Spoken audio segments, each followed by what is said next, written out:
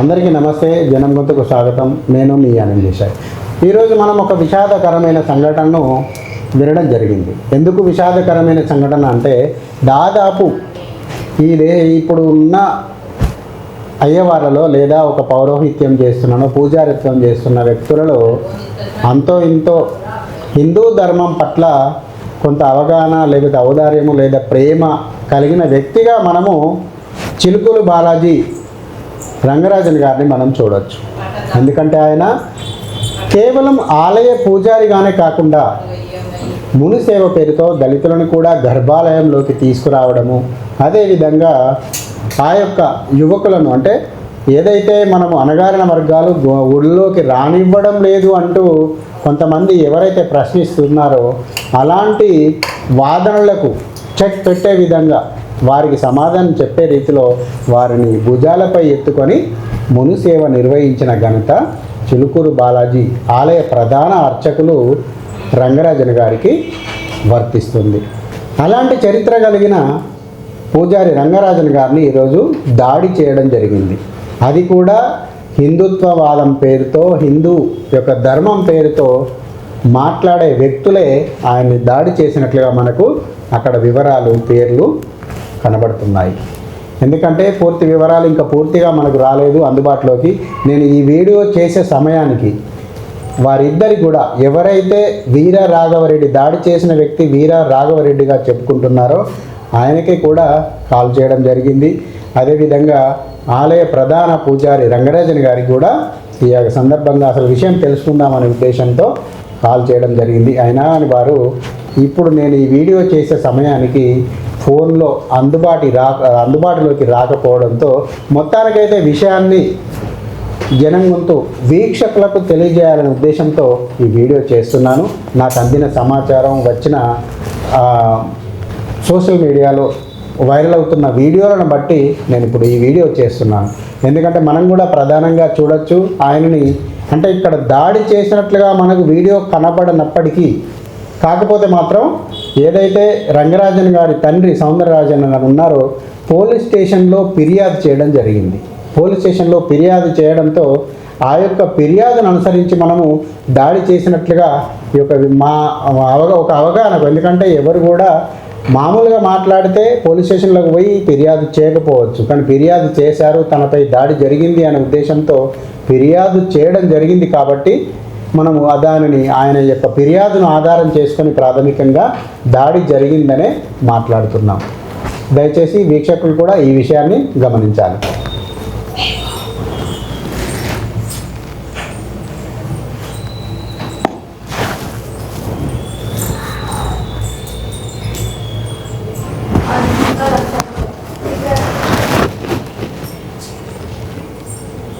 చిలుకూరు బాలాజీ గారిపై దాడి జరిగిందని చెప్పి ఏదైతే ప్రెస్ నోటు పోలీసులకు ఫిర్యాదు అందిందో ఆ ఫిర్యాదును మనం ఇక్కడ ఆ ఫిర్యాదు యొక్క కాపీని మనము వాట్సాప్లో ఇక్కడ రావడంతో దాన్ని చూస్తూ ఉన్నాం. ఆయన సౌందర్య రాజన్ గారు అంటే ఆయన తండ్రి గారు, you have give this press note with the same spirit with which I had release a press note on 5th 2018 expiring the last wish wife Srimati Vasanta who reached lotus feet in Sri Chilkur Balaji deity October 8 అంటే దానికి సంబంధించిన పాత subject ఏదో ఉంది. కాకపోతే ఏదైతే ఫిర్యాదులో పేర్కొనడం జరిగిందో వారిని మనము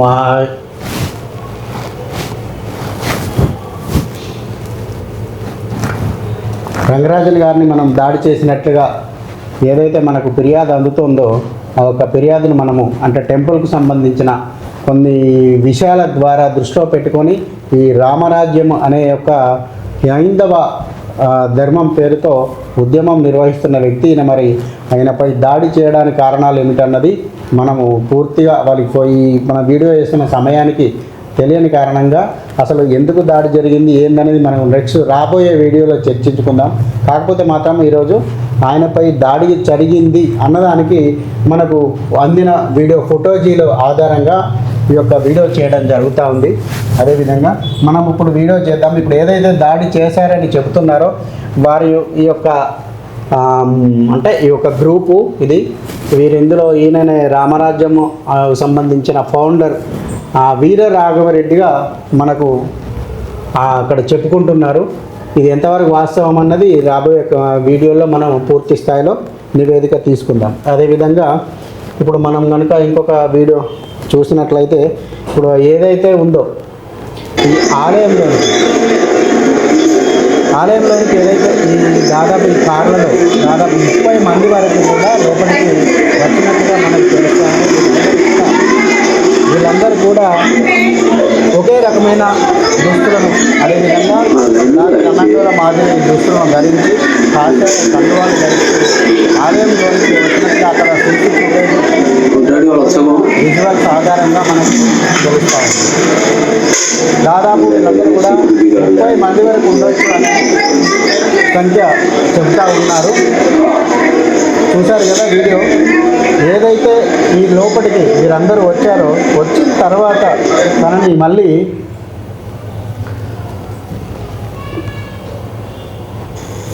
ఇక్ష్వాకు వంశీ ఏ గోత్రాలు ఉన్నారో నీకు తెలియదు. నీకు చెప్తున్నా, హైకోర్టు అన్నావు, సుప్రీంకోర్టు అన్నావు, నీకు తెలియదా? వాళ్ళ ఇమ్యూనిటీ ఆర్టికల్ 124(4) ఎవడైనా ఇప్పుడు దాకా ఏ ప్రధానమంత్రి అయినా ఇంపీచ్ చేయగలిగేదా? 77 IPC 197 CRPC వాళ్ళ రక్షణ అవుతా తెలియదా మీకు? భగవద్గీత 18వ అధ్యాయంలో 17వ శ్లోకం ఉన్న యస్య నాహంభూతో భావ బుద్ధిరేసి నలిపితే హత్వాపి సహిమాన లోకాన్ని అంటి ప్రయోగించే అవకాశం మాకు లేదా?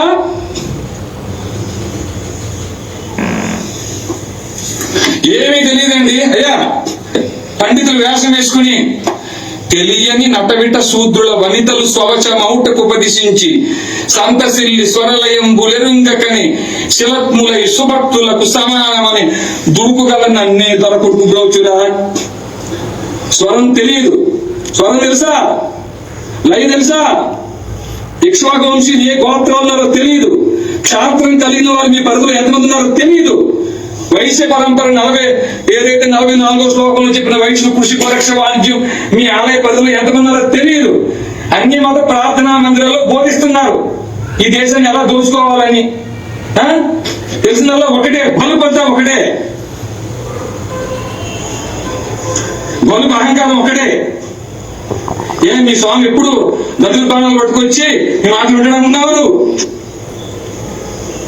ఈ అర్చక పురోహితులు మీ పని ఇది.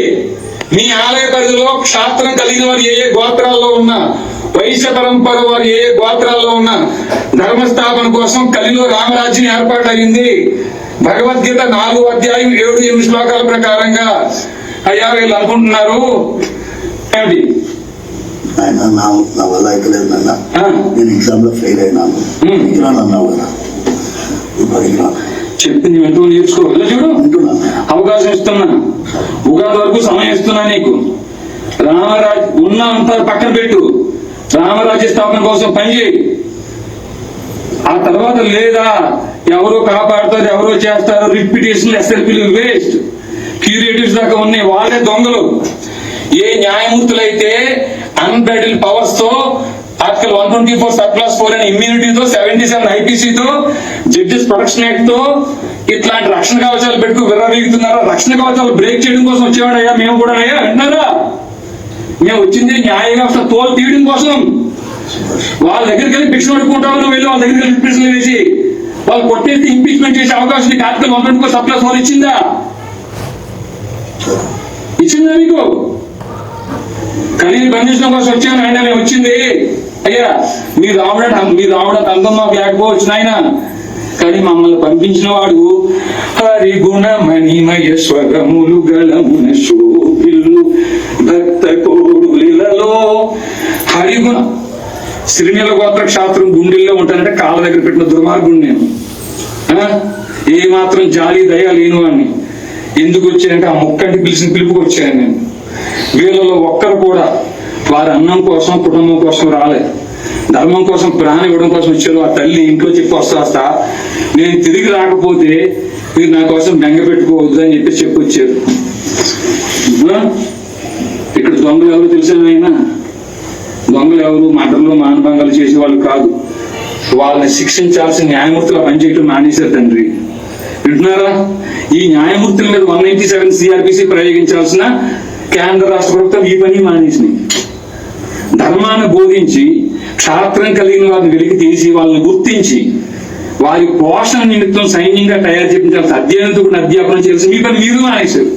అయ్యా అయినప్పటికీ మా ఇక్ష్వాక వంశీయుల సాంప్రదాయాన్ని అనుసరించి ఒక్క అవకాశం మీకు ఇస్తున్నాం. ఇది తప్పితే మేము రామ మహాత్మా వచ్చి చేయాల్సిన పని చేసుకెళ్ళిపోతారు. విన్నారు స్వామి, మీ పని మీద చేయమని మరొకసారి మనవి చేసుకుంటున్నాం. అయ్యా పెద్దలు ఎవరన్నా మాట్లాడేదాన్ని ఉందా స్వామి? మహాత్మా పురుషోత్తములారా, అయ్యా మంచిగా చేసుకోండి, సైనికులు వేయండి. అర్థమైందయ్యా, సైనికులు మాత్రం ఇవ్వండి. ఎందుకు ఇప్పుడు బయట మసీదులో ఏం చేస్తున్నారు మీకు తెలియదేముంది? మసీదులో ఏం చేస్తున్నారా లేదా? అవునని కాపాడితే నన్ను 4 రోజులు జైల్లో పెట్టిరు. ఈయన చూశారు కదా,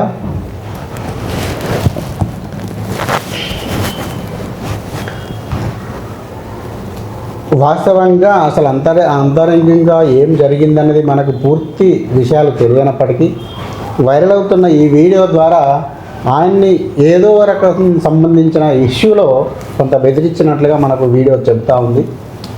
కాకపోతే ఇక్కడ మనము విచారించవలసిన అవసరం ఏమిటంటే, మరి రంగరాజన్ గారు కూడా దాదాపు హైందవ ధర్మం కోసము, హైందవ ధర్మంలో ఉన్న కొంత వెలితిని తన వంతు సహాయంగా, తన వంతుగా కొంత ప్రయత్నం నిలబడేటందుకు ప్రయత్నం చేసినట్లుగా మనం గమనిస్తాం. ఆయన వ్యవహార శైలి కానీ, ఆయన యొక్క మాట తీరు కానివ్వండి, ఆయన అనుసరించే పద్ధతులు కానివ్వండి, చాలా వరకు హైందవ ధర్మం అనుకూలంగా ఉంటాయి. ఎందుకంటే ఆయన ఒక ఉద్యోగిగా ఉండి ఆ ఉద్యోగానికి ఇమీడియట్గా రాజీనామా చేసి ఈ ఆలయ ప్రధాన అర్చకుడిగా కుటుంబ వారసత్వంగా వచ్చిన వారసత్వాన్ని నిలుపుకునేటందుకు మంచి ఆదాయాన్ని ఇచ్చే ఆదాయ వనరు అనేటువంటి అటువంటి ఉద్యోగాన్ని వదిలేసి రావడం జరిగింది. అయితే దానితో పాటుగా చిలుకూరు బాలాజీ టెంపుల్ కూడా ప్రభుత్వానికి ఎండోమెంట్ శాఖ పరిధిలోకి తీసుకుందామనే ఆలోచన అప్పుడు ప్రభుత్వం చేసినప్పుడు కూడా తను కోర్టులో కేసు వేసి ఆ యొక్క చిలుకూరు బాలాజీ ఆలయాన్ని ఎండోమెంట్ శాఖ పరిధిలోకి వెళ్లకుండా తను చాలా గట్టిగా కృషి చేసి, అంటే ఎండోమెంట్ శాఖ పరిధిలోకి ఎందుకు వెళ్ళకూడదు అనే ప్రయత్నాలు చేశారంటే, ఎండోమెంట్ శాఖ ద్వారా ప్రభుత్వ పెత్తనమే తప్ప అసలైన దైవిక చింతన అక్కడ ఉండదు, కమర్షియల్ విధానాలు అవలంబిస్తారు అనే ఉద్దేశంతో ఆయన ఆలయాన్ని డెవలప్మెంట్ కోసం కృషి చేయడం జరిగింది. అదేవిధంగా తను చేస్తున్న పూజాధికారులు కానివ్వచ్చు, మాట్లాడుతున్న విషయాలు కావచ్చు, మనకు ఆ విషయాన్ని తేటతెల్లం చేస్తాయి.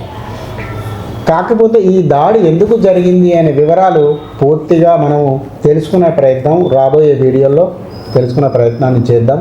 అంతవరకు అసలు దాడి ఇప్పుడు ఇక్కడ వీర రాఘవరెడ్డిగా రామరాజ్యం యొక్క ఫౌండర్గా చెప్పుకుంటున్న వీర రాఘవరెడ్డి అనే వ్యక్తి కాకినాడ దగ్గర అనపర్తి గ్రామానికి చెందిన వ్యక్తి.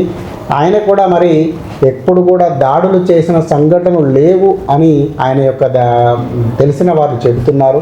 మరి కాకపోతే ఇది కూర్చుండి మాట్లాడవలసిన ఏదైనా విభేదాలు కనుక ఉన్నట్లయితే కూర్చుండి మాట్లాడవలసిన అంశాలను ఇలా బహిర్గతంగా పరిచి బెదిరింపు ధోరణిలో చెప్పాల్సిన అవసరం ఎందుకు వచ్చింది అనేది తెలియాల్సి ఉంది మనకు. అంతవరకు కొంత గ్యాప్ను మనం భరిద్దాం. జై హింద్, భారత్ మాతాకి జై.